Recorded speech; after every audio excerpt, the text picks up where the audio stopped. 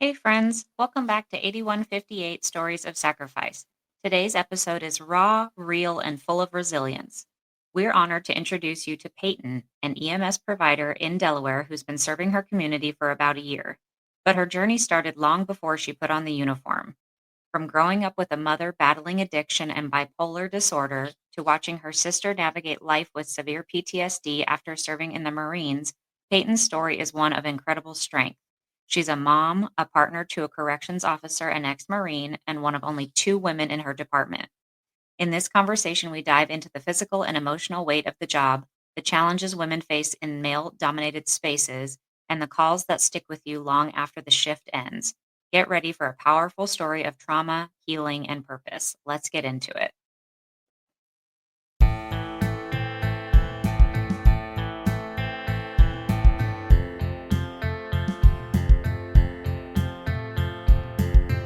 You're listening to 8158 Stories of Sacrifice, where we honor the bravery of the first responders and the families who stand behind them. Real people, real stories, real heroes.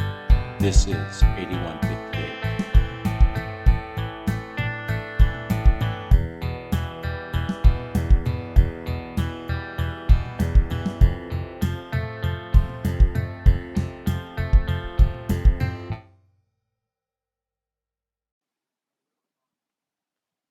Welcome back, everyone, to 8158 Stories of Sacrifice. Today's guest, we have Payton. She is EMS, and she works out of a firehouse. She is an awesome guest. We hope that you enjoy her story. So let's get on with it. How you doing, Payton? Oh, not too bad. Very, very excited to be on here. I can see this place going, this podcast going great places. It's Right, much right. needed. Our number one goal is to kind of get the word out, especially about mental health, and also to honor our first responders in a way that nobody really does. Because first responders get a negative light a lot of the times, especially law enforcement and stuff. Um, so we just kind of want to give you guys the honor that you deserve and try to pay it back and help you guys out as much as we can because we support all of our first responders. Oh, absolutely. The only other people who see what we see are each other. Nobody else is going to really understand it. Right, and the every average citizen doesn't see a lot of the negative traumas that you guys have to deal with on a regular basis, and they don't quite see the traumas that you guys have to go through in order to save lives or the things that you see. No, but they sure do like to ask what the worst thing we ever seen was. It's like I'm Right, not going to actually tell you what it is. right. I'm I'm going to take it easy on you. Yeah, we don't know any need to know any specific details on anything because we don't want to make it too graphic as far as on that end. But people do like to know and hear, and if it helps you kind of get over any kind of mental health issues or traumas like that, and that's our main goal. So I mean, first responders love hearing that kind of stuff. We want the gory details. We want to know just right, everything that happened. But just some normal person, like the lady at the drive-through at Dunkin', I'm not telling you the worst thing I've seen. right, You're not you probably could not actually comprehend right. They're probably not just mentally how at bad liberty it to gets. handle it. Right.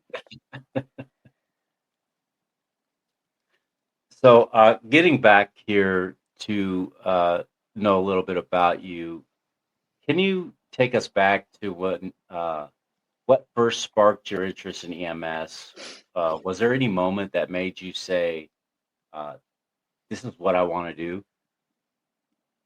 I mean, I've jumped around between a lot of different jobs. I remember when I was younger, when my older sister was in high school, she took an EMS class through like a technical school that was in addition to the high school. And I loved just looking through her books and reading all of the different things and her telling me what everything means. And it kind of started the little seed in the back of my head for it.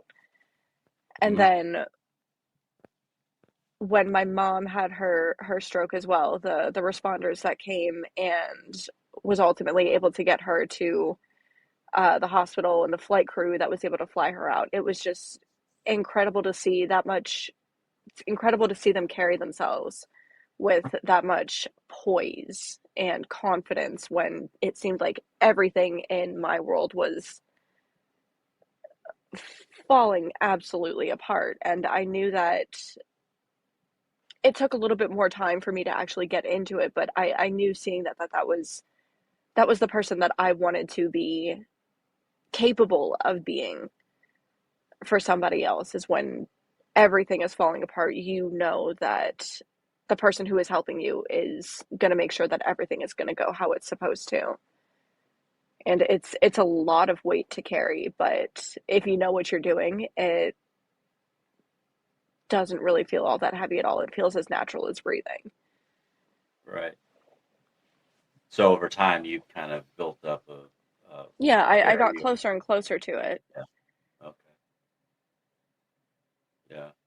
I mean, I can imagine that, you get more comfortable with what you're doing, the more knowledge you gain, and the more things that you do, the experience Hmm. that you gain from it kind of helps quite a bit. Yeah, I mean, I remember like my first OD call, I was a fish out of water. I had no idea what was going on. I was still on FTO, so like I just kind of got shoved to the back because I didn't know what I was supposed to be doing, so I didn't want to get in the way. But now I can just list off the entire process of what needs to be done in my head and not even really have to think about it too much. Right. Because with just that repetition, it gets easier and easier. So the transition from being in training, like going from school to the FTO process to actually being on staff, it was a lot more difficult than I ever expected. And there were a lot of parts to it that nobody ever told me. And this can 100% vary state by state, um, facility by facility. But at least in Delaware, which is where I'm at, the you go to school, you pass your registry, you get your license to practice, and you still have to go through the field training process, which is like the FTO process, but it's unpaid.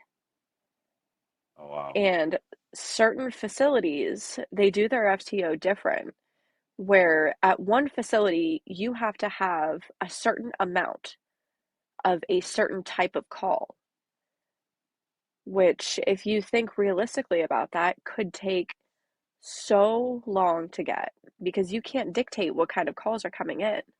So if I can't get cleared to be on staff until I've had 3 pediatric arrests,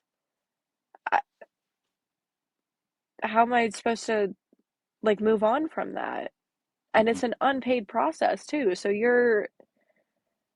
it doesn't really seem to make a whole lot of sense on how to get that done.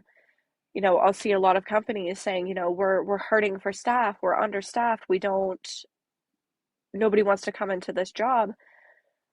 Well, there's so many aspects of it that are not incentivizing new people to come into it either. It's hard from the jump. It's hard to sign up for class if you're not already affiliated with a fire company.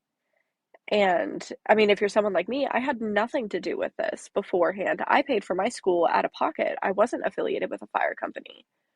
Right. Like I wouldn't even know how to become affiliated with a fire company. You just call them up and be like, "Hey, I want to be your friend." I don't know. I know that like there's memberships, volunteer firefighters and all that, which I'm sure that's how the majority of it works. The volunteer firefighters, they decide they want their EMT and the department pays for them to go to school.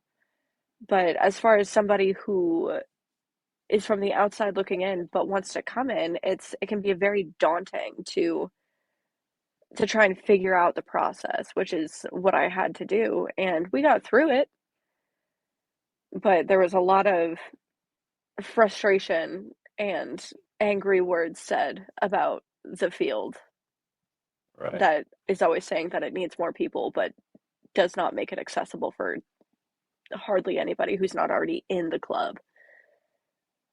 Right. The old good old boys club type of thing.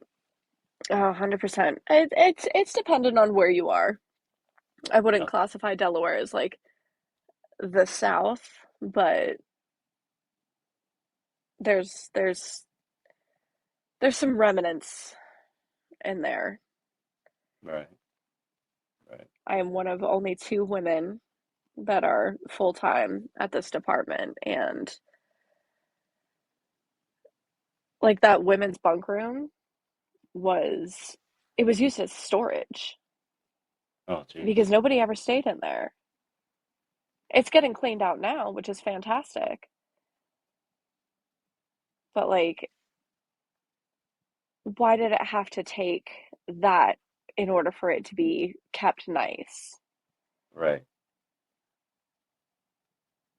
It it's just I wish that it was, and it slowly is becoming a more open field, more equitable field for women to be in. Right. But there's definitely still remnants of, it's a man's job.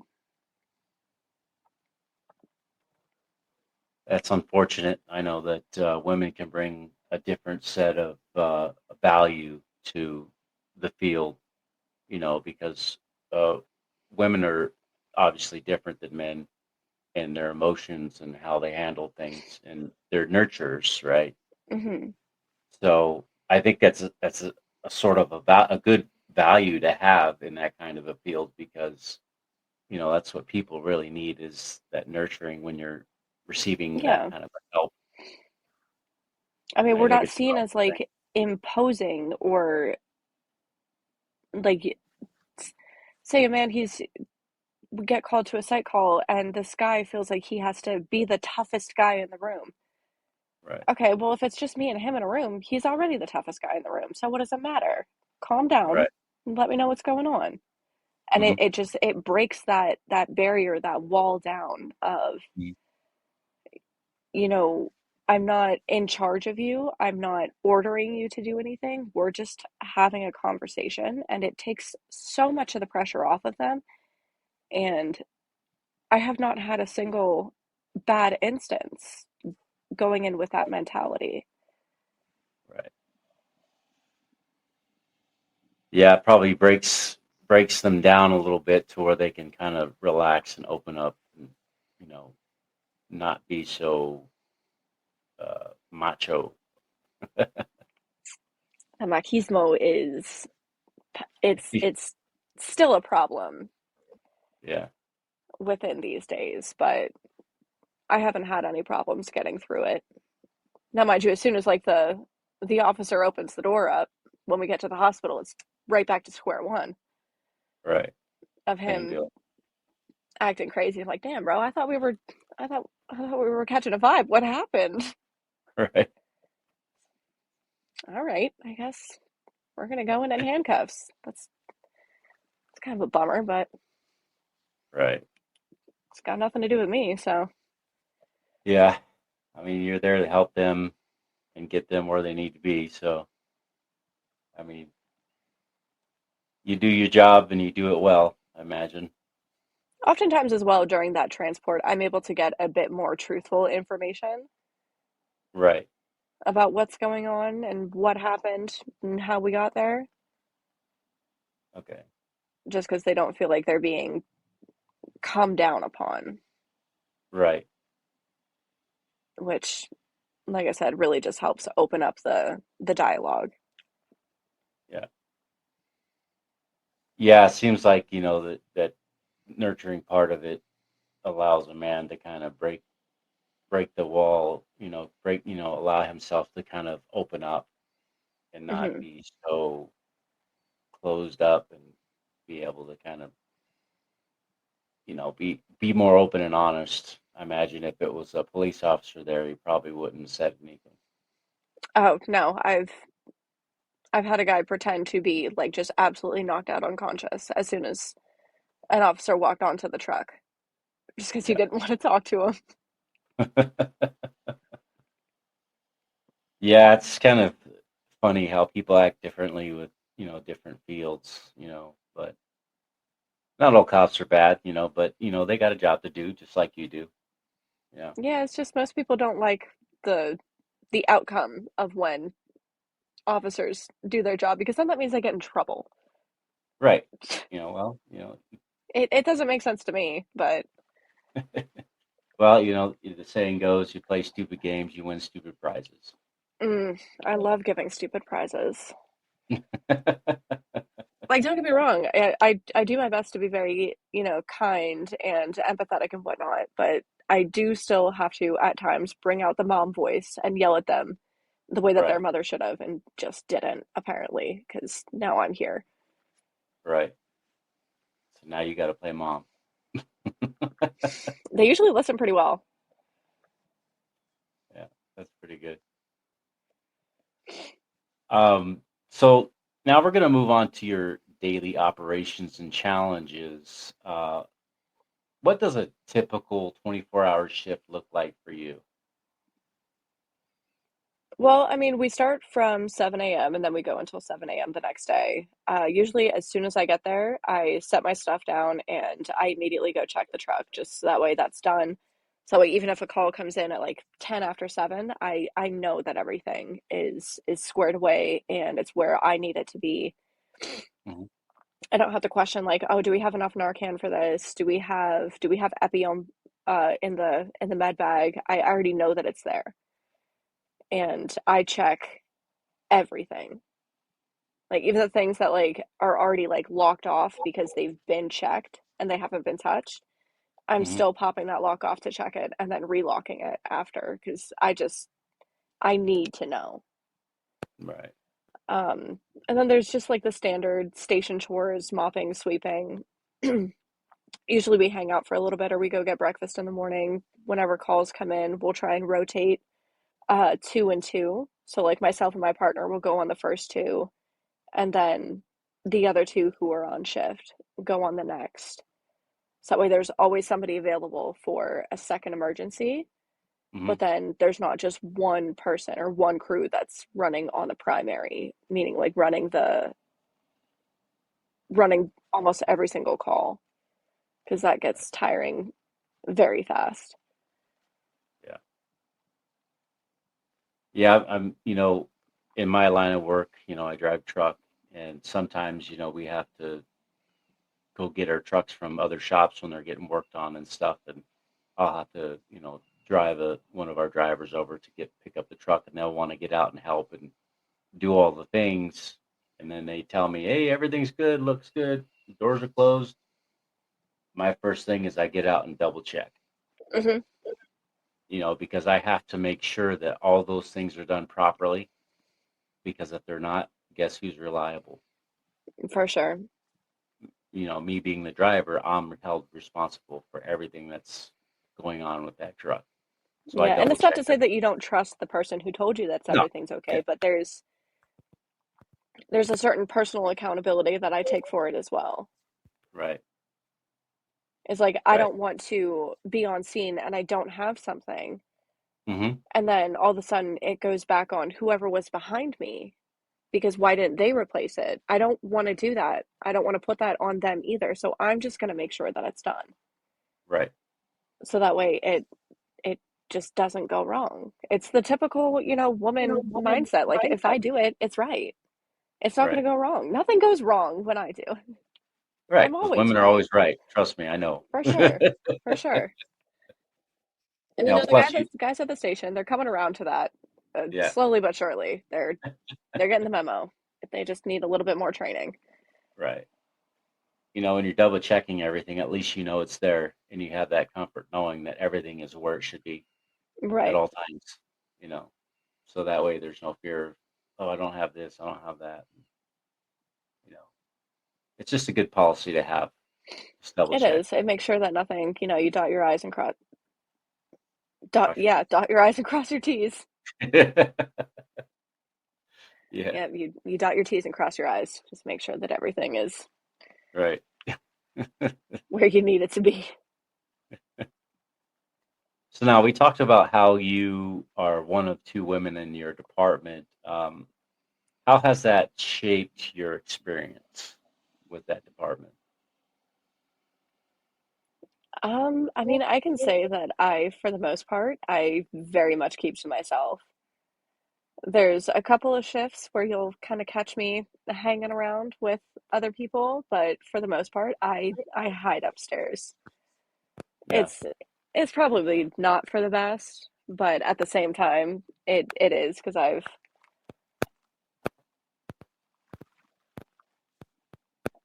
I know that I am not going to be comfortable down there. I know that I really don't want to be a part of the boys' club in that right, way. So it's just easier. Because then, like, they don't have to be, you know, somewhat, I don't want to say cognizant, but they don't have to mind their P's and Q's just because I'm there. It doesn't kind of bring down the vibe, for lack of a better word. right, They can carry on their conversations as they do, and they don't have to worry about somebody not liking what they say because I can't hear what they say. So what do I give? right. I mean, oftentimes, people take offense to some things. I totally understand that. Hmm. I mean, it sucks that you have to kind of stay away from that and not build some kind of, uh, brotherly, sisterly kind of connection with your department. But then again, I can totally understand why you would do that. It's not worth the aggravation. I Yeah. have been here on this earth and met enough people to know that some people are just like that, Hmm. and I'm only going to be getting myself more upset if I hear something and I make a stink about it. It's not even worth it. Right. I mean, we all know the stereotype of the fireman, Yeah. little womanizers running around with their stashes.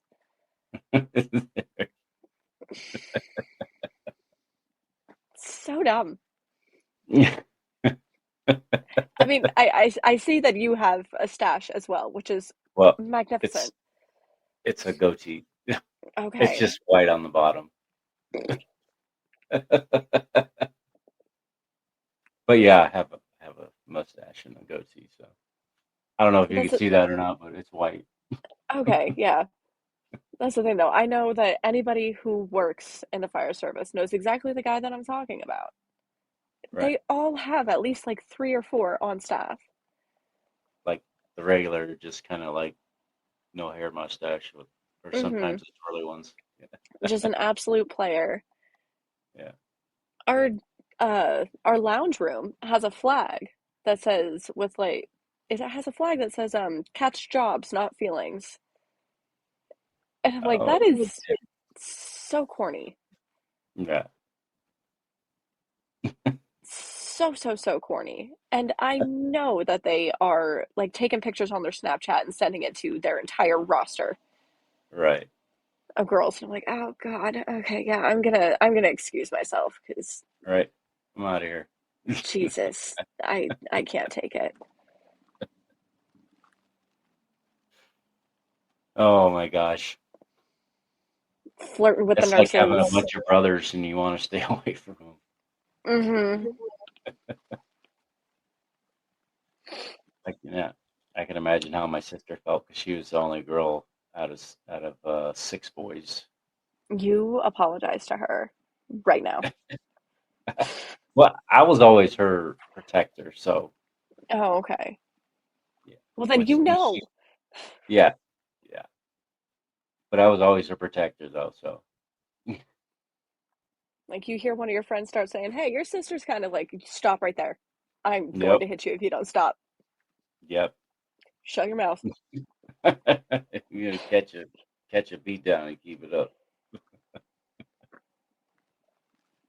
Yeah. So, um, EMS is physically demanding. What are some of the biggest challenges you face on the job? Just the overall lack of height and strength that I possess. Uh, Unfortunately, like I do try to keep myself in the best shape. I keep up with Pilates and try and do like some hit cardio every now and then. Yeah. But none of that means anything when we don't have a power load to get the stretcher into the truck, Mhm. and this person is 300 pounds. Ooh. I'm 5'2". Oh my I'm gosh. gonna I'm gonna call for a lift assist, Uh-huh. make everyone mad at me for waking them up at 2 o'clock in the morning, and then I'm gonna step back when they get there to So lift they this can, person in. well, I mean, 300 pounds is a lot for anybody to pick up. I mean, I've when I was on FTO, I've seen it done by just Oh, two wow. like big burly corn-fed dudes. They're like, yeah, we got this. All right, Right. you go for it. I'm gonna stand way over here. Right. So when I'm something sure they'll regret drops, that. They'll regret that later. oh, they complain about that their backs hurt all the time. Yeah. Like, well, I can think of a few reasons, but I guess I'll keep that to myself. Right. They're not going to want to What do hear the I truth. know? What do I know? Yeah. And then just in general, like, there's not much that I can reach. Like within the truck, yeah, no problems. But like trying to plug in the truck into the outlet, Hmm. it's at a just strange angle that I can't quite get the leverage to get. Oh my Or gosh. in the supply room, I have to climb up the cabinetry to get the top shelf of supplies. You have like a little step stool or something. I'm bringing one in. I've had enough because like the Like, cabinet will start to rock. I'm like, oh no, you don't have to fall over. oh, this is it. This is the big one. Yeah. Oh my gosh. But I can't it's even it's imagine. hard to not feel that, I'm not bringing enough to the table as well, just because of how physical the job is and how much like, I can say, women can do everything as much as I want. I'm not lifting 300 pounds. Yeah. I'm just not. And someone else very well could. So like that person is putting in more than I am. And it Hmm. it definitely it kind of makes you want to work harder and excel at what you can. So that way you are pulling your weight and you're not the one that people are rolling their eyes at when they see they're on shift with you. You Right. never want to be that person. I'd hope they'd understand, with your stature that, you know, you're only limited through your strength, but it's not always about, brawn. It's always about, more so about, you know, Right. your mind and your heart, so you would hope that, and I would hope that they would understand that. Because So how could, most of them do. Most of them are, you know, they they do their best to understand that there's only so much I can do. I'm going to do everything that I can, but if I can't, I can't. And right, that's just kind of it. right. Some I mean, will get a little huffy about it, but I couldn't lift up no 300-pound person. I mean, not like that. I break my back. I don't know how they do it either. It's just they're Yes. so excited to be done with this call and get back to that recliner that it just Hulk strengths. Yeah. So they can get back to going back to bed. Earn money sleeping.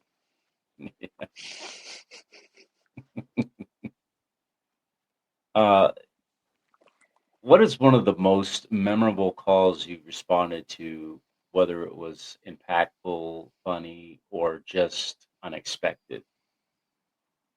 There's been so many, so many. I wish that at times we could wear a GoPro just to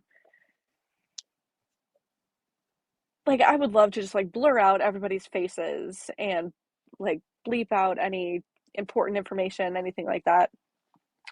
But just to see not only like the humor in it and the humility in it of when we go to the tough calls as well, but just to see how many people we connect with and what our job really does. But you get a call at 2 in the morning to go to Waffle House. You have no idea what you're about to get. Either somebody got shot or there's a crackhead accosting people. Oh, geez. It's not a whole lot in between. Um, I would say that my favorite are the psych calls. They are some of my favorites. The one time we had gotten a call to a wreck, a guy he was in a chase with the local PD, and he decided to kiss a pole with the bumper of his car. Oh, And he was okay. He was all right. He was hammered, so of course he was. It's of course. a phenomenon that I have yet to understand. Yeah, Um, drunk people usually get out unscathed, generally, it's for the most so part. weird. It doesn't make any sense. But, we're talking with him, trying to convince him to come get in the truck and let us take him because there was positive starring on the windshield, which means that his head did hit the windshield. Um, I didn't see any like deformities on his head, but he was also wearing a seatbelt. He had bruising from the seatbelt and tenderness around his waist from the seatbelt as well, which concerned me that if he was going fast enough that even though he was wearing his seatbelt, he was still able to get his head to the windshield, that something's going on with his pelvis or his lower abdomen because it was super tender. Hmm. But he kept insisting that he wanted to have a cigarette before going. And I'm like, dude, like, no, we need to go now. And he's like, well, why not? And I'm trying to think of just he's like, why can't I have a cigarette? I'm trying to think of just anything that I can. I'm like, because we got a big oxygen tank in here and you're going to blow me up. And I was thinking that worked because he just sat there for a second. And then he Oh, grabs his cigarettes out my hand and walks out the truck. He's like, I'm going to go over here to do it. I'm going to go talk to oh, this gee. officer over here. Like, I don't think you should do that. I I don't think think you're that's a going to good get idea. yourself in trouble. Yeah. Actually, I think you're going to get in a lot of trouble. He did. He was smoking a cigarette and he went up to the officer. And you're going to have to excuse my language on this one, but he is like, know what I'm going to do? When I'm done with this cigarette, I'm going to beat your ass. Suicide by cop. Like, Oh, Jesus. no! I have never seen such a fast sequence of events. As soon as he said that, that officer smacked that cigarette straight out of his hand, and within half a second, he was on the floor being restrained. Oh, And like Jesus. the cop was saying he was sorry the entire time. He's like, I'm sorry, man. It's just when you say stuff like that, we can't be messed around. You can't make me do something like that. Right. And I'm like, I never really thought about what the impact would be towards the officer as well in that kind of situation. Hmm. Like, yeah, sure, the person, they made their decision that that's what they want to do, that's how they want to go out, but they don't have to live with that anymore. Right. And unfortunately, that's something that has to be carried by not only the officer, but everybody who is there to witness it. Right. But it Yeah. was just, it went so quickly from him saying to me, like, yes, ma'am, I understand. I'm going through a hard time. That's why I did this, that, and the third. I'm gonna go to the hospital. I want to get checked out. Being very polite and respectful with me to as soon as he saw that officer, Uh-huh. he was like, I'm gonna go do something stupid. Right. Like, oh, Very wise. I can't wait for this. Calling in that report was he's just giving me like the side eye the entire time I'm trying to call and report. I'm like, brother, why are you mad at me? I didn't do it. Yeah, you're the one stepped outside the ambulance. I watched you do it. I told you not to do it. but we're here, I guess. Yeah. And he's like, it don't matter. When I get to the hospital, they're gonna give me the booty juice anyways. I'm like, the what? What? He's like, they're gonna make me go to sleep.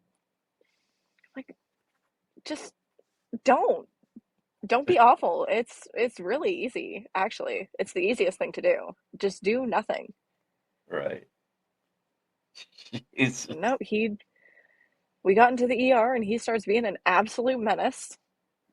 Just yelling, screaming, carrying on. And they're like, yeah, we're gonna sedate him. I'm like, he knows how to play you guys. right. He knows how to play y'all like a fiddle. Okay. They gave him the booty juice. Oh, for sure. We came back like 20 minutes later and he was Yeah, knocked out. he was out. Like, damn, I wish that was me. Oh my gosh. That's It's 1 in the morning. That was me like 30 minutes ago. Come on. Now he's out. He's having a great time in La La Land. It makes me wonder like what gets a person to that point where they know exactly what to do and what to say to get the result that they want. Because I mean, that was my first time meeting him, but from what I understand, he's a person that we had that like our company and the police have dealt with quite often, and this is how it goes every single time. Uh-huh. And it makes me wonder like what What created that created pattern and how can you break that pattern where he realizes that, oh no, doing this is not gonna actually make it any easier. When is something going to, like a pattern going to change that helps these people realize that they don't have to do this? hmm You don't have to be a menace. You could cooperate, and it doesn't have to be this hard. It doesn't have to be this bad. It's going to be hard and it's going to be bad, but it doesn't have Right. to be that bad. You don't have to make it worse on yourself. Right. And Yep. it's not even, I can understand where a lot of people like, you know, they're hurt, they're confused, they don't know what's going on, so they're not cooperating. I don't fault that at all. It's Mhm. the people who are just defiant just to be defiant. Right. Like if I tell my 6-year-old to go put his shoes on and he's like, "Make me." It's like, I'm gonna start taking off my slipper real quick, see how fast that changes the tone. Trust me, we never talked that way to our mother because we would have gotten the boot put to us. I don't think enough people got the boot or the spoon or the Yeah. belt or the switch. You know. I don't think enough people have had to pick out their own switch. Yeah, they haven't experienced that yet. Yeah. Seems like a lot of these kids these days haven't experienced a lot of that. They've been coddled in certain ways that they are lucky they did not grow up in the era that I grew up or you grew up. Mm-hmm. It was open season, and we Oh, for showed a sure. I lot of mean, I wouldn't respect say for that our it's open season now, like with myself and my child, but we definitely he understands the concept of like if I have to tell you to knock it off more than once, it's your fault, whatever happens. right. You had your chance to use the brain that I spent a very long time making, and if you miss that chance, that's on you. Right. I worked very hard to make that brain in your head. I need you to use it. Right. But I've Be gotten smart plenty about of compliments. Even the constable at his school, like the resource officer or constable, she had come up to my car after he got in, and she wanted to say that she's so impressed with him because he's aware. of what's like going on around him. He'll stop and look both ways before walking through the parking lot to get my car. He'll stop other kids that aren't paying attention. He uses his manners. Yes, yes, please, no, thank you. Yes, ma'am, no, ma'am. And it was like, oh, thank God, he's doing it there. He's not doing it here, but he's doing it there. All right, Right. we're getting somewhere. Well, at least it's paying out. hmm It's It's hard to balance this with parenting as well. I can imagine, It's like trying you to come home after seeing something that humans are not designed to visualize, and then it's, Mommy, can I have a cookie? Okay. forget put on a front sheet to make you take them to McDonald's. Yep.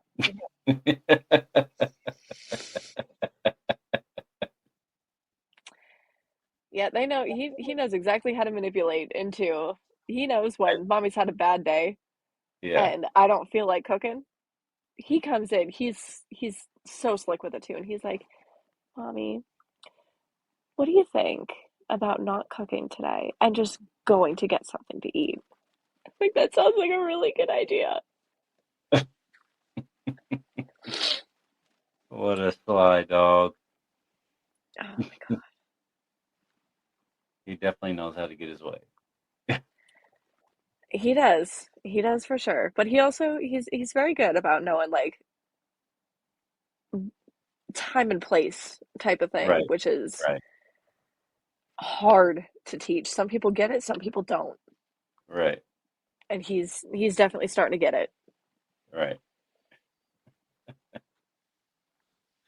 That's pretty awesome. So now moving on to we're going to talk about some resilience and some trauma with mental health. Um, you faced a lot of personal challenges from your childhood to your career. How do you manage to weigh or the weight of the job and on top of everything else? Um, how do you manage all that? I would say that I'm a very task oriented person, and that helps a lot in being able to prioritize and compartmentalize just everything that I have to do. I don't really get a whole lot of downtime Hmm. in my day to day. Like this morning, I was up at about 6:30, finishing off my reports, leave at 7, come home, and the boy is already up. So I'm going straight from that back into home life, mom mode, parenting, cleaning up the house, taking care of everything in here. Uh, for some reason, I decided to start repainting my cabinetry. I don't know why. Was it a good idea? Absolutely not. But I needed something to do. Hmm. It gives me a place to put the the anxieties and just the bad that happens in my head. It's an outlet. And it's not something in the way of like reading or playing games where you don't really see like a tangible effect from that. I need it to be something that I can see, I can feel, it's right there in front of me. And it helps a lot with being able to hone in and focus, because like while my hands are doing all of that, I'm able to quietly kind of investigate inside my head and see where everything's at. Right. And then even on a call that's that's stressful, it makes it a lot easier to just kind of go through the checklist in your head of everything that needs to happen. We will see on the dispatch notes that, someone is we're getting called out to someone who's unconscious. On the drive there, I'm repeating over in my head what I need to do as soon as I get there. And it takes away a lot of the nerves because there's a game plan. There's there is a solution for everything. They're not breathing. All right, let's make sure that they are capable of breathing by checking their airway, and then we breathe for them, and then that problem's fixed. Well, it's not fixed, but it's managed. Right. They don't have a pulse. I'm going to give them a pulse. I'm their pulse. That's managed. That's another problem that is solved for the time being. Right. It's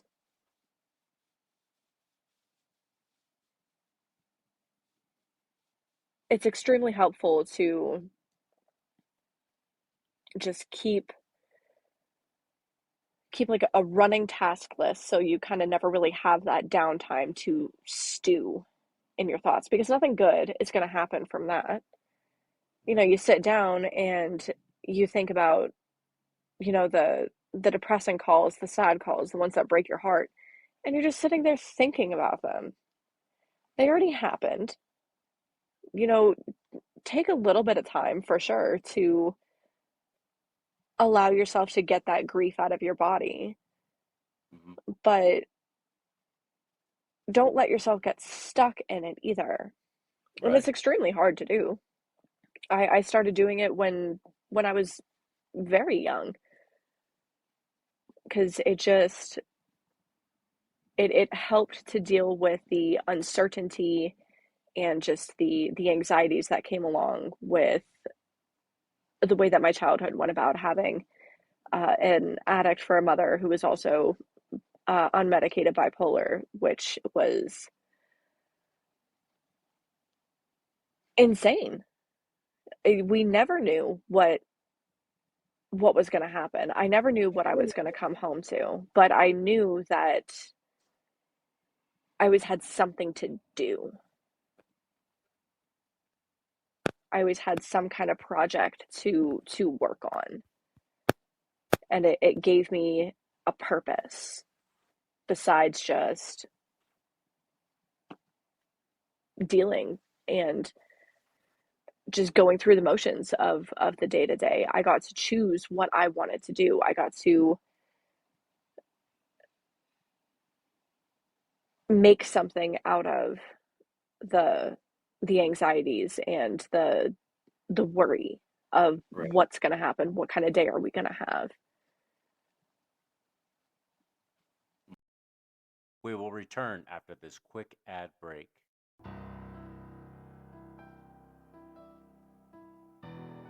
The William H. Bill Butler Jr. Foundation is on a mission to honor first responders and support those who serve.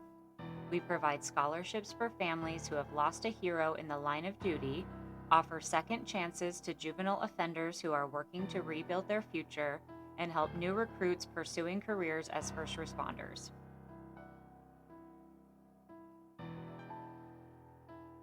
Through generous donations and the sale of merchandise, we're building a community that uplifts, empowers, and creates lasting impact.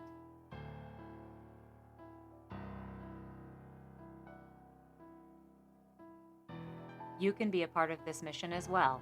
Visit 8158podcast.com to donate or shop today. Together, we can support those who serve, honor those we've lost, and give hope to those who need it most.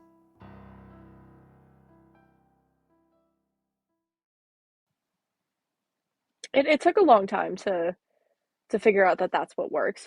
I've been on my fair share of medications. I've had my fair share of hospital stays as well. And I would not by a long shot say that I am the picture perfect representation of mental health because by God, I am not. Hmm. But I am to the point where I am able to not let it affect other people, which I think is a huge it's a big thing for me, at least, where I'm not lashing out at other people. I'm not making it other people's responsibility to be aware of what might upset me. Like I can manage myself to the point where nobody has to worry about those kinds of things with me. And it wasn't like that. It wasn't like that with my mother. It was always like, oh, we can't do this because it's going to upset her. You Right. know, there was a time where she got so upset about something, she made herself pass out. Oh, Jesus. And I'm 13. What do you mean it's my fault? That's a grown woman right there Right. who just let a child get her so upset she hit the floor.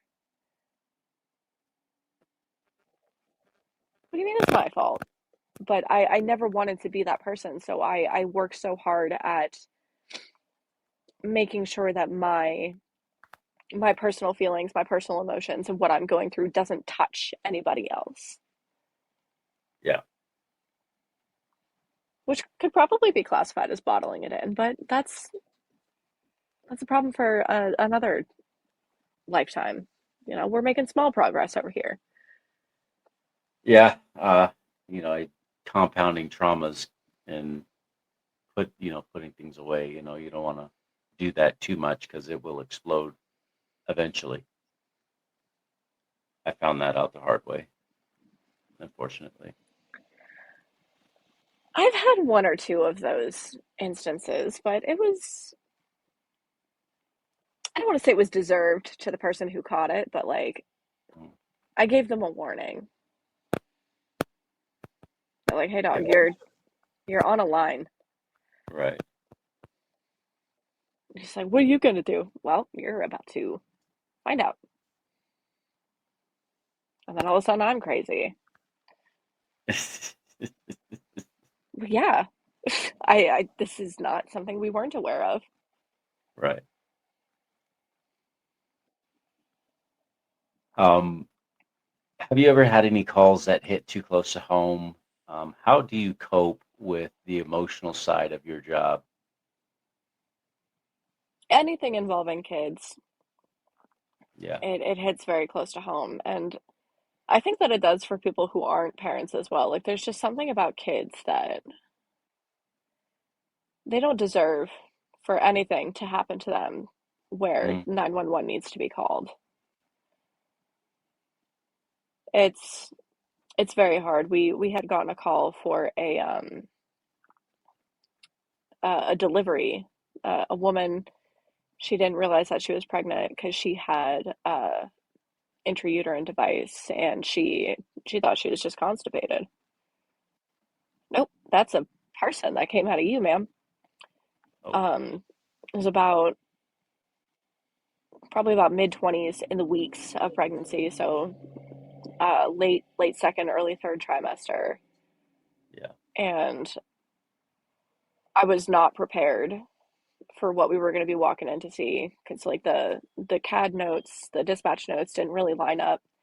I was so excited. I was like, hell yeah, someone just had a baby. Let's go check this out. I love babies. Right. I ran in that house, so excited, turn that corner, and I see this little 23 week, 20, like probably about 23. Oh my I'm like, gosh. oh, man, that was not done. And she's sobbing, trying to give this baby that she doesn't even know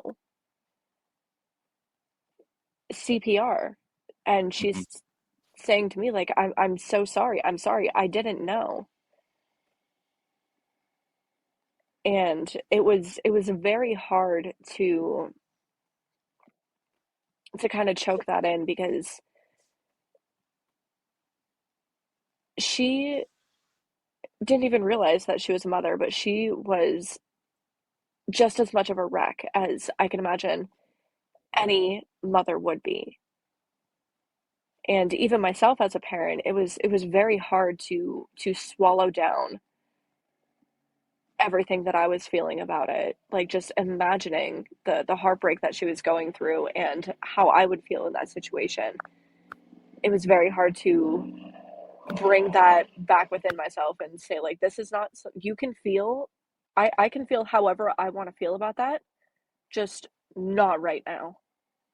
Right now, we have, again, a list of tasks that we need to do. Right. And then once that's done, we can feel how we need to feel, and then once we're done that, we have another list of tasks that we need to do.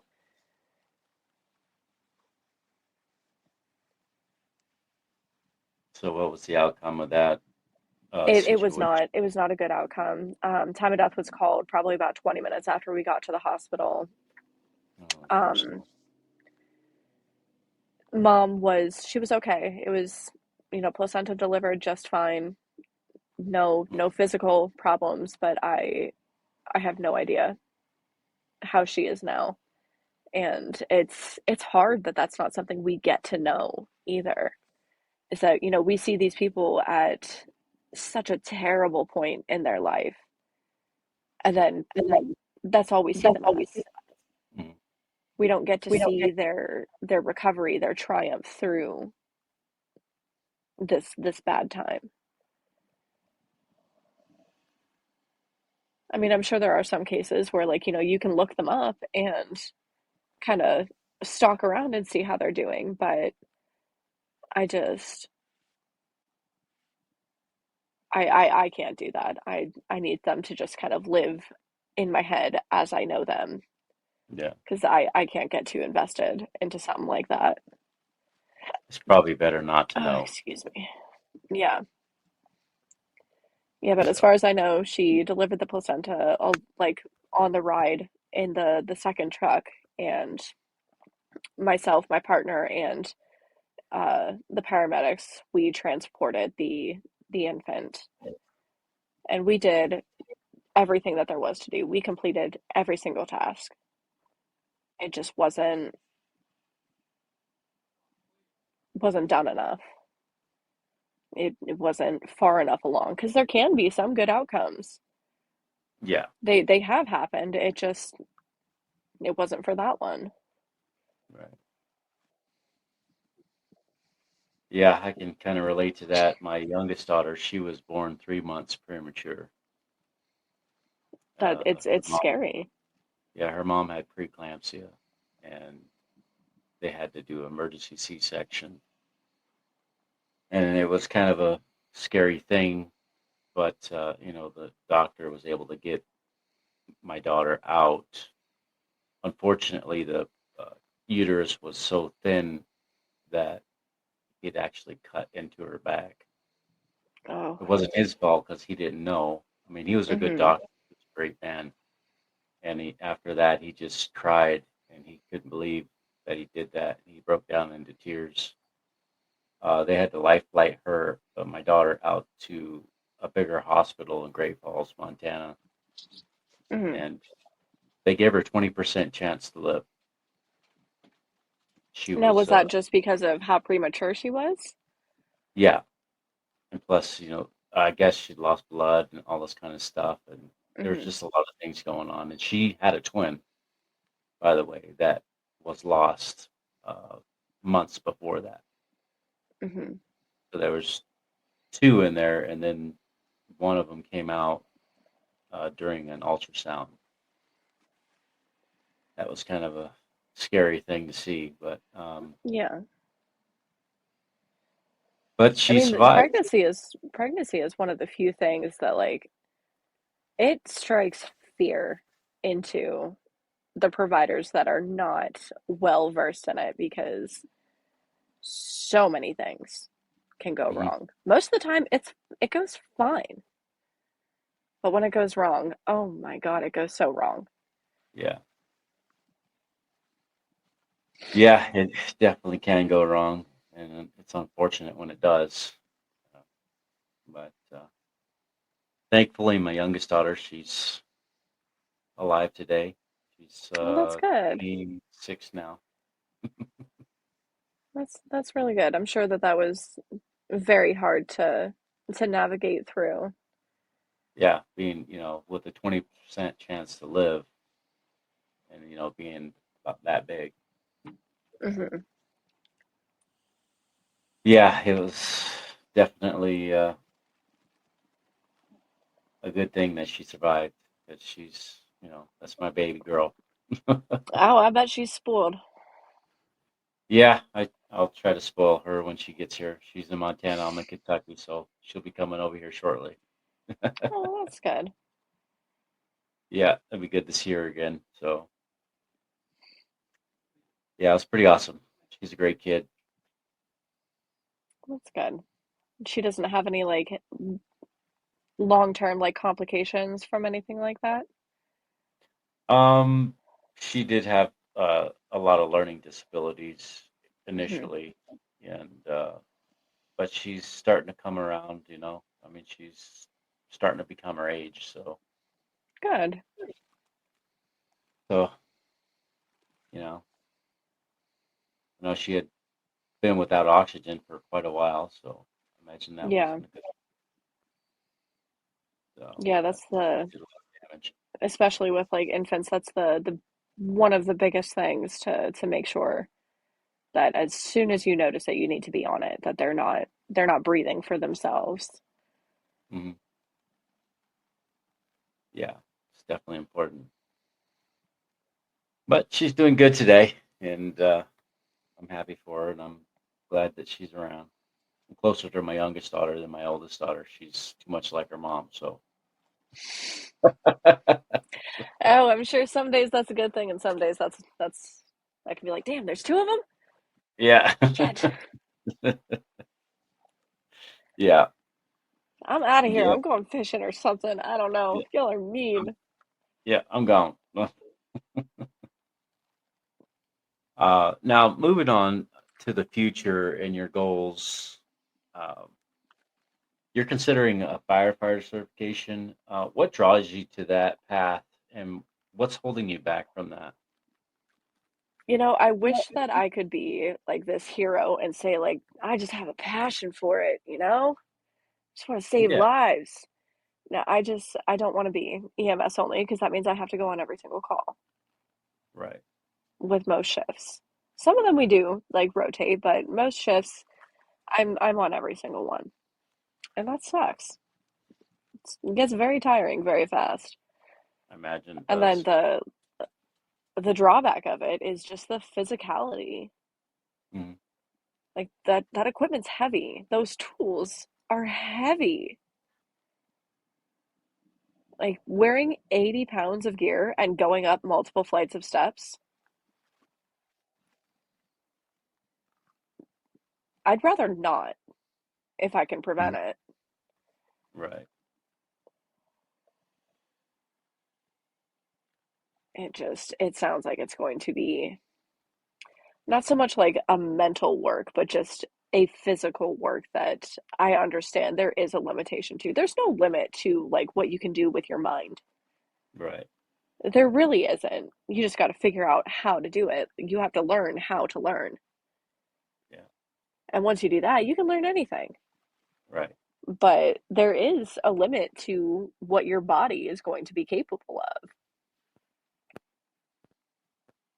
Yeah. So that's what makes me wonder like even if I do go through it and I am by some miracle able to complete the training, am I actually going to be efficient on a scene or am I going to be a hindrance? Right.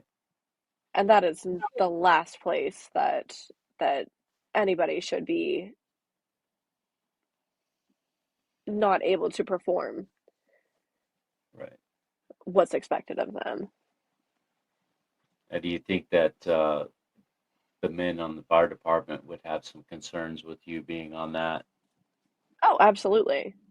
Absolutely. There would be the concern that I am not going to be capable of pulling the weight. There's going to be the concern just in general of like, she's a woman. We don't want to send her in there. Just that like old Mm. school mentality of, Right. women and children first, being Right. saved type. Um, and I mean, I even see it happen now just as EMS in general when we have like a person who's somewhat aggressive and I'm handling it in the way that I do, which works. Yeah. But every now and then, like the partner that I have will get just a little bit too antsy and jumpy about it and try to step in, which I understand, that's very thoughtful and, protective, but let's wait a minute. I'll send you the SOS if I actually need it. Right.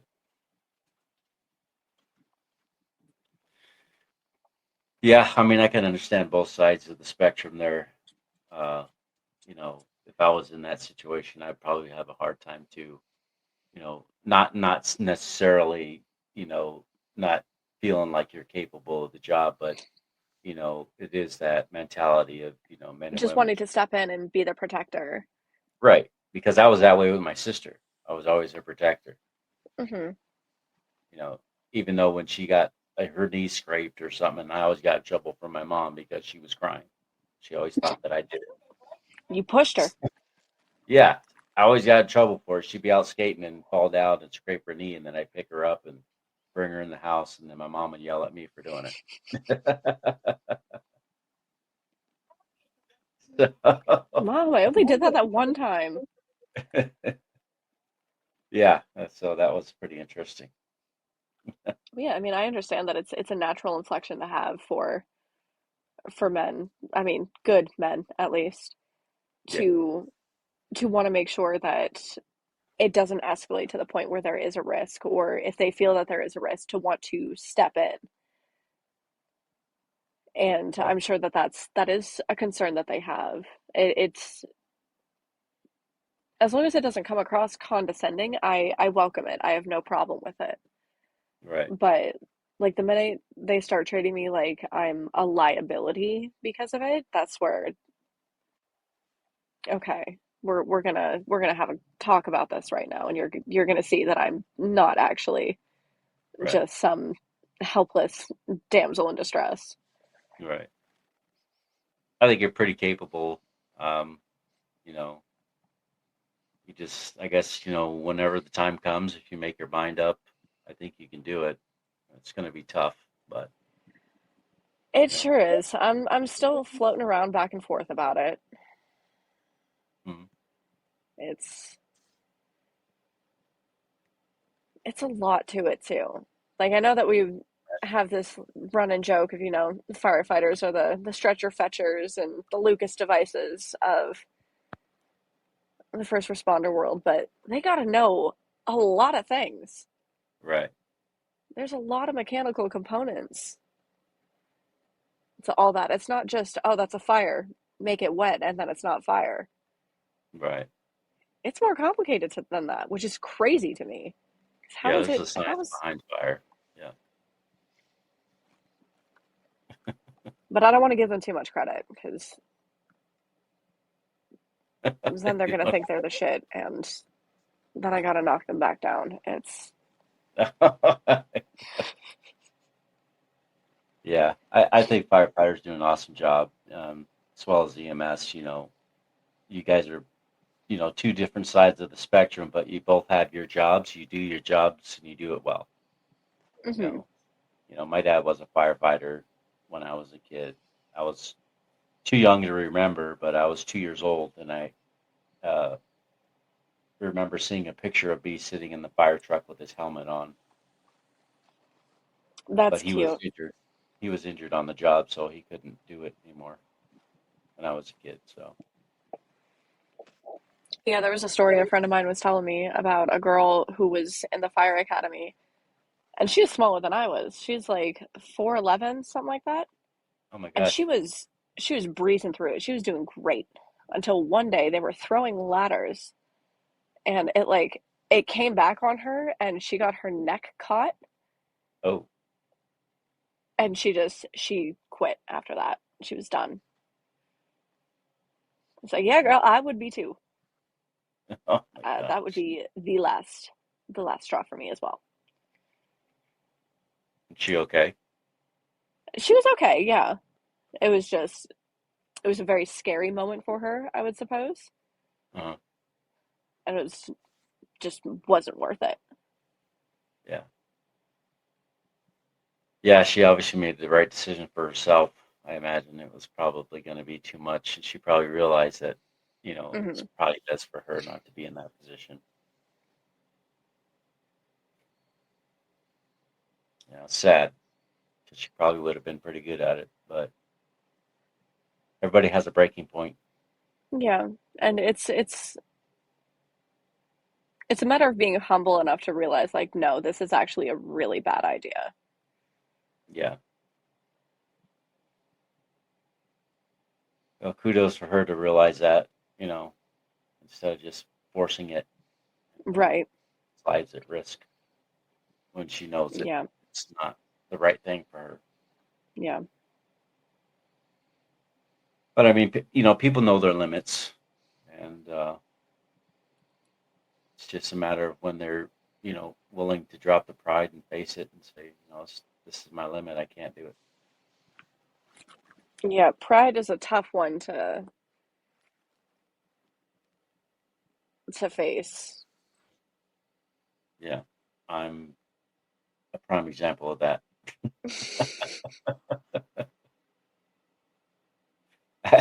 It took me like 40 something years to seek help for my panic attacks. Yeah, and you're telling yourself all the time, like, oh, what do you mean? It's nothing. It's fine. It's not that Yeah, I'm bad. okay. Other people have it worse. Yeah.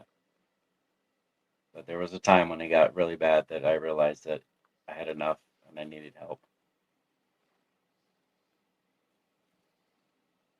Fortunately, today I don't, have the panic attacks as regular. They're just, since the medication has kind of leveled it out, I still kind of feel them coming on, but I can take the medication and it pretty much kills it right away. So, Well, that's good. Even that, like, you're self-aware enough that you can feel it coming on yeah, is a huge, huge step as well. right. Yeah, I've had them enough. So, Just like, I know what this feeling is. right, right. I know what's happening now. Let me take one of these. So, now moving on to our next question. What would you tell someone, especially another woman, uh, who's thinking about joining EMS? Oh,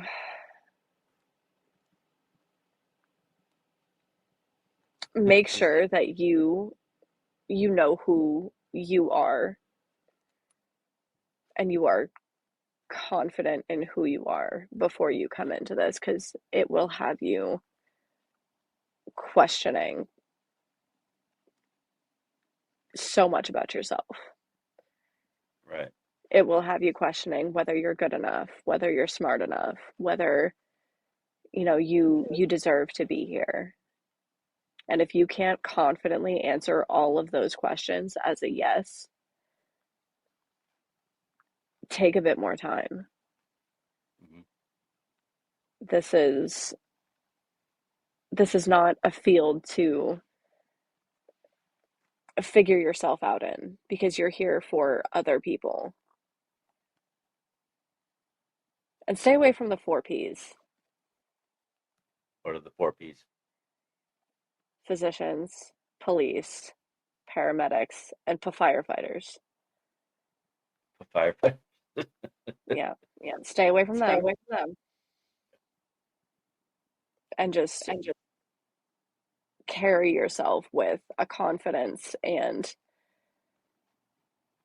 a humbleness as well that you're coming into this job.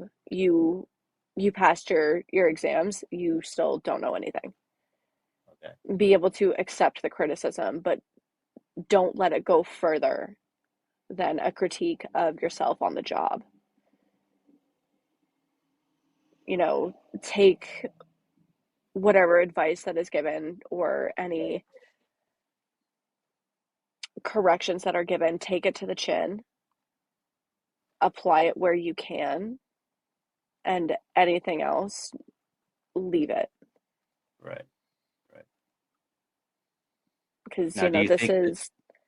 is a man's job. They don't like being intruded on. They don't like giving up their space. And it will be uncomfortable. Not even saying that they're making it uncomfortable on purpose, but it's going to feel strange and unwelcoming and alien in a way, unless you have other women at your station, and then you're probably going to have a great time. Right, But you have to know who you are before you come into this, because you're going to see things that you're going to question, how is that even possible? How is it possible that a man was drunk driving at almost 100 miles an hour, hit a ditch, and was able to eject the engine of his car almost 20 yards into a field? How is that possible? I still haven't figured that out for myself. How is it possible that you go on back-to-back pediatric arrests and none of them make it? But crackhead Karen down the road, she wakes up after two Narcan, and she's calling you every name in the book, telling you to get the F out of her house before she beats your ass. And you just have to take it. It's going to make you question about yourself. It's going to make you question about the world and the God you do or do not believe in. And if you don't have a solid foundation of faith, if that's what you fall back on, it's going to make you question who you are as a person and why you chose this. It's going to turn everything upside down that you thought you knew of how the world works. Right. Now, do you think that this was something that you would say to yourself, or some kind of advice that you would give to yourself uh, in your younger years before you became an EMS?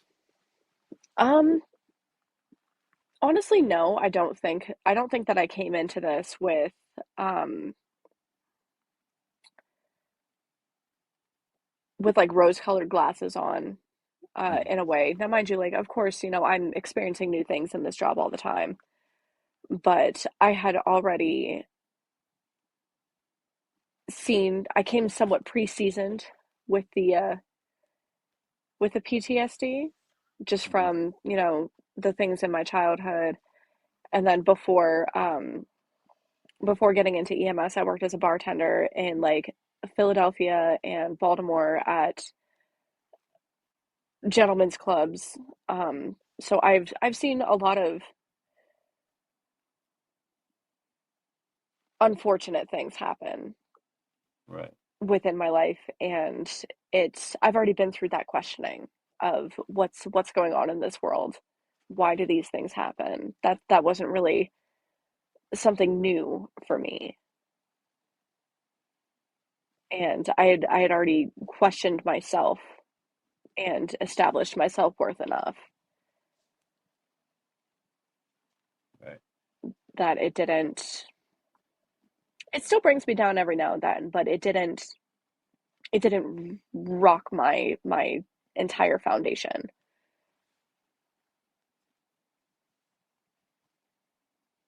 Right.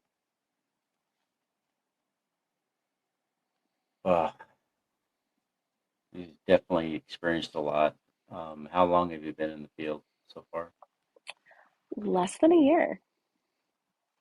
All this in less than a year. All this in less than a year. Oh my Good old gosh. Delaware. I can't imagine seeing so much in just a short time. That frame of time is just so short. 12 months. Basically.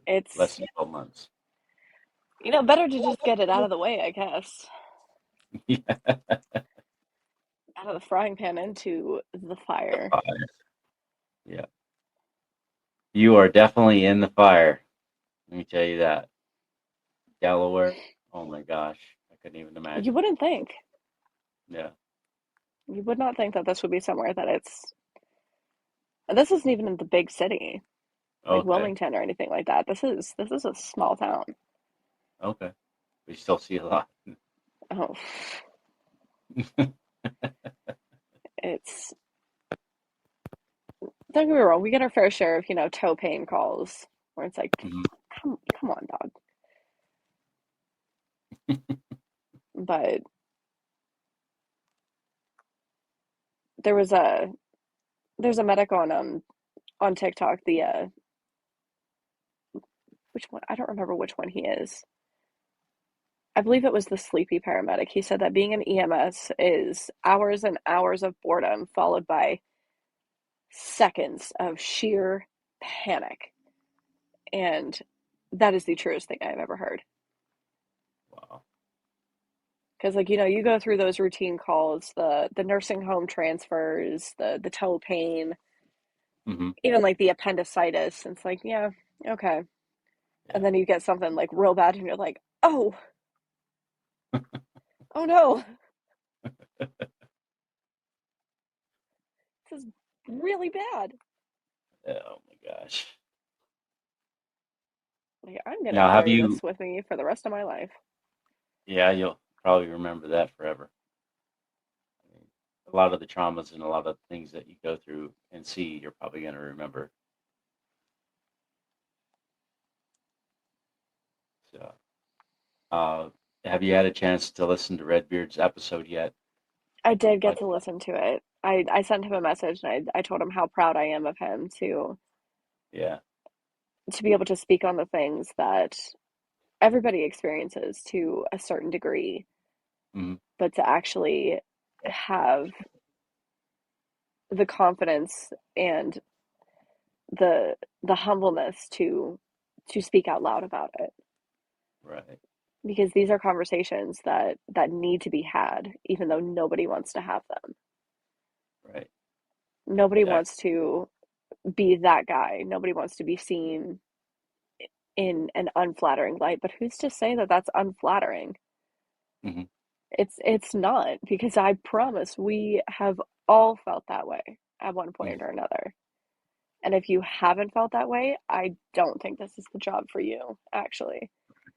If you're not able to connect with your fellow human beings enough to where it upsets you, the things that you're seeing, you might be a sociopath. I don't know.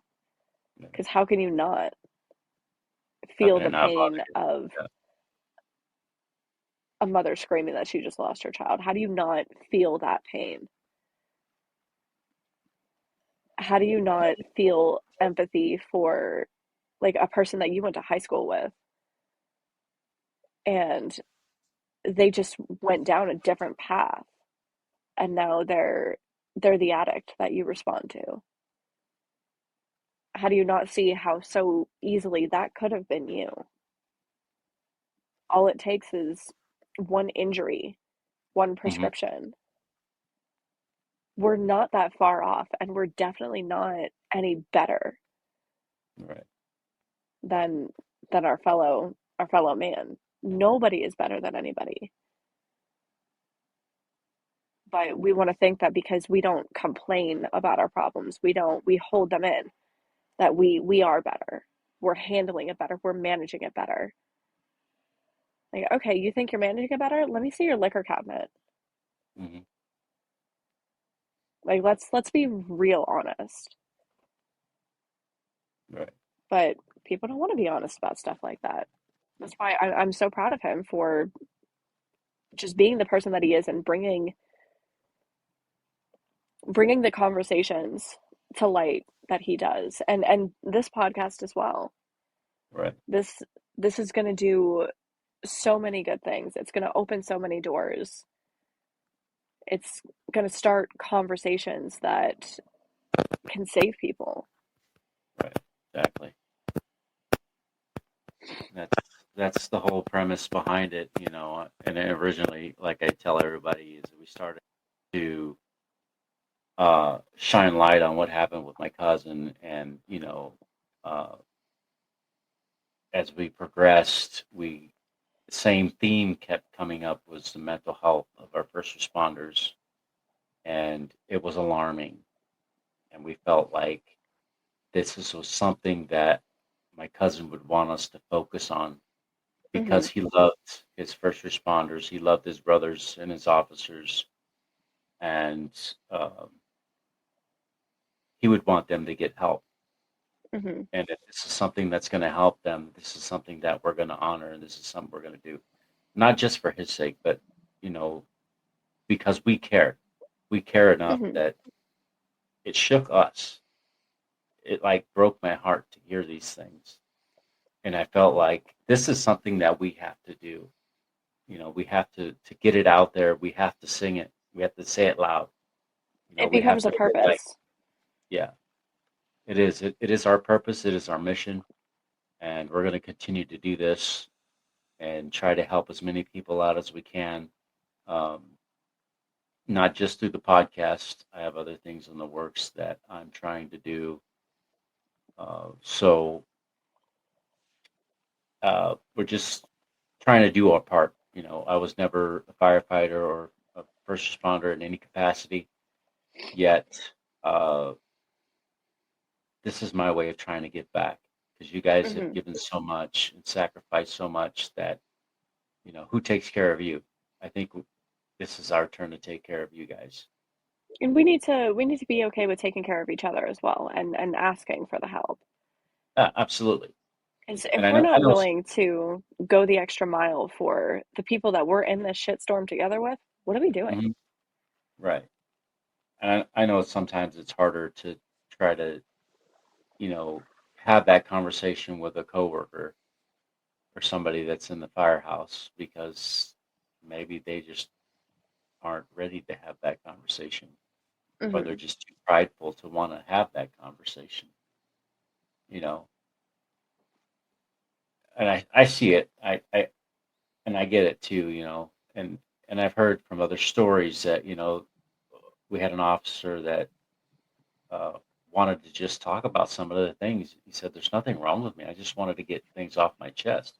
I don't want to, have the fear of losing my job because I just want to, Yeah. talk to somebody about, getting stuff off my chest. You know, And I that's the just thing want that somebody to, happens as well of like, there shouldn't be any kind of punitive outcome for having these problems. And it happens within, the military as well. Uh, as soon as you come out with some kind of mental health problem, yeah, you are locked in a box for just wanting some help. right. Like you're treated like you're a danger. But you're not. You're just seeking help, and you're, trying to be better. Right. I don't, I mean, you I'm know, very 'cause- happy to have been able to be a part of this as well. And, yeah, I'm going to be keeping a close eye on everything else that you got, coming up, going on, because I really want this to become a, a, a resource to get conversation going. yeah, yeah. We're trying to do our best. We do have other guests that are coming out tomorrow, or not tomorrow, but Wednesday. We have an officer who had suffered from PTSD and a lot of things. I'm not going to give away the details because I don't want to give away the episode, but he's a captain, and you're going to want to listen to his story. And also, another officer who was a sergeant in California, he has uh, wrote a book that you might want to listen to on Audible. He's on the following episode, the following week. Okay. Um, their stories are almost similar, and yeah, they definitely showed some resilience and strength because they went through it. They went through it. Yeah, it's But it's important to be able to freely talk about these things without fear of judgment, without fear of some kind of backlash. mhm. And it's a long, long road ahead before this becomes accepted. Oh But yeah, I do believe that it's going to get there. right. And that's kind of one of our other goals is, with this podcast, we want to try to not only just shine light, is we want to try to help, and getting to know all of these other guests and some of the organizations that they're part of. we Right. want to try to help to change that stigma and have more acceptance and have more understanding in that process. Yeah, for sure. I mean, talking about like being one of the only women in my station, who's to say that another girl in another state, in another country, whatever, it's like, damn, man, me too. Right. It's like, send me a message. We'll talk shit. It's fine. Just know that there's always somebody going through the same thing. Oh, absolutely. Yeah. Nothing, absolutely nothing is so unique that you're the only one going through it. And that's never happens because there's always No, somebody else going through the same thing. right. There's you can find camaraderie in anything. Right. We're working on some merchandise right now. It's getting closer to being done, and on our shirts, it's going to have our logo, and on the back, it's a heart with a flag in a watercolor type of painting, and it Hmm. says on the back, it says "You are not alone," Hmm. because it's true. You're not alone. You guys are not alone. Um, with all of our guests, we'll be giving out uh, either a hat or a shirt, whatever you prefer. I was just gonna So say, make sure you send me the link so I can order one. yeah. We'll be sending you one anyway, so just for Oh, being on. okay. So, Well, that's uh, appreciated. I'm so happy I could be on here. yeah. So whenever we get those done, we'll get a hold of you and figure out what size you want. I don't know if they shrink or not. They're testing it right now to see if they shrink, depending on Hmm. what kind of material it is. I know we invested a lot of our own money into it, so which I don't, it doesn't bother me. Money's money. I make more of it. Make more every day, hopefully. Yeah, I'll make more of it. So. Uh, I'm just hoping I get closer to the end of my truck driving career because it's taking a toll on my body. So Oh, I bet. My dad did truck for a very long time.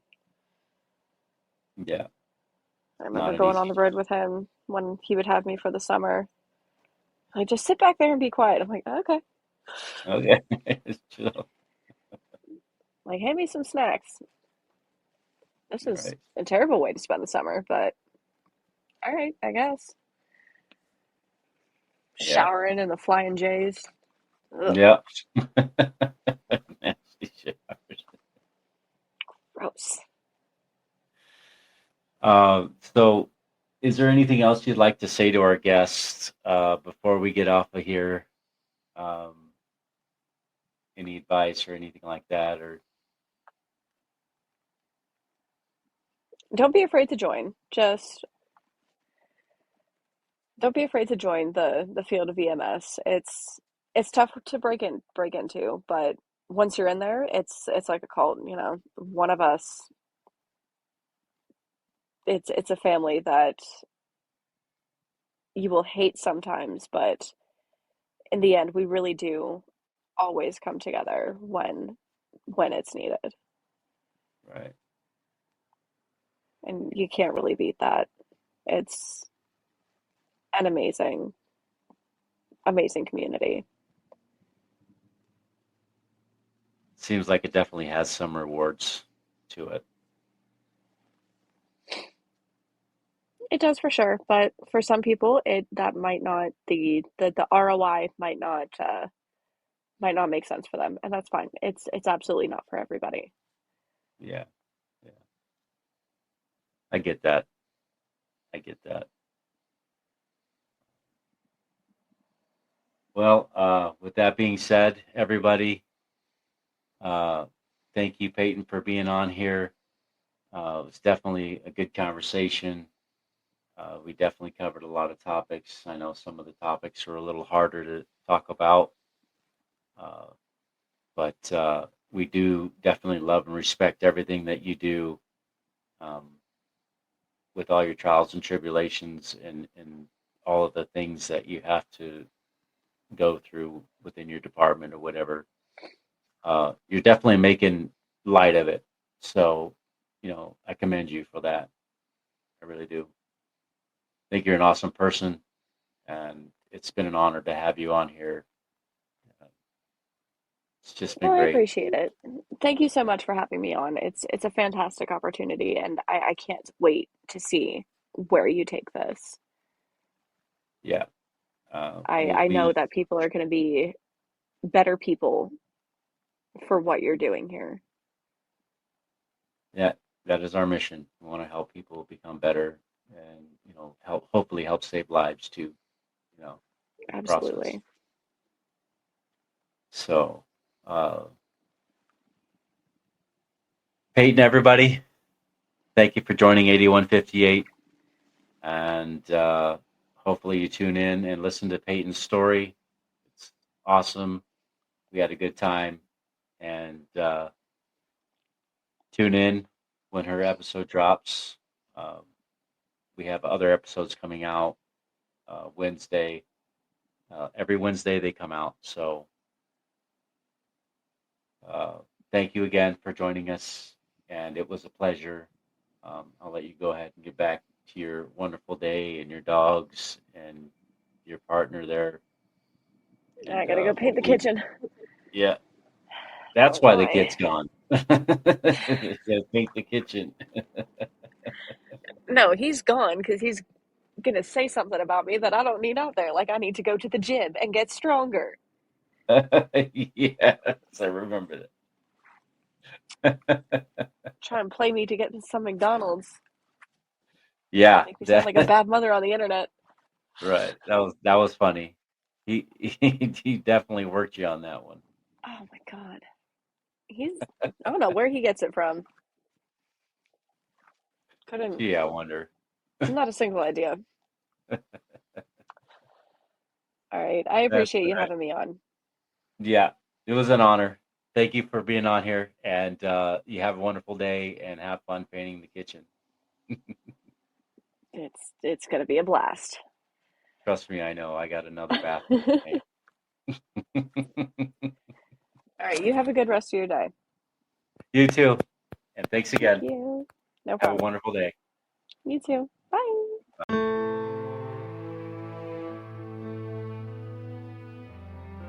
Thank you for joining us on 8158 Stories of Sacrifice. Every story we share is a tribute to the courage and resilience of first responders and their families. If this episode impacted, encouraged, or inspired you, please subscribe, leave a review, and share with someone who supports first responders. Follow us on all social media platforms at 8158 Podcast for updates. 8158 Stories of Sacrifice is a team effort. Rico brings the stories to life through casting, writing, original music, and editing. Brianne Shipley as production manager, handling booking, social media, graphics, promotion, marketing, website management, and logo design. Please visit our website at 8158podcast.com. For questions, collaborations, or to share your story, our email address is contactus@8158podcast.com.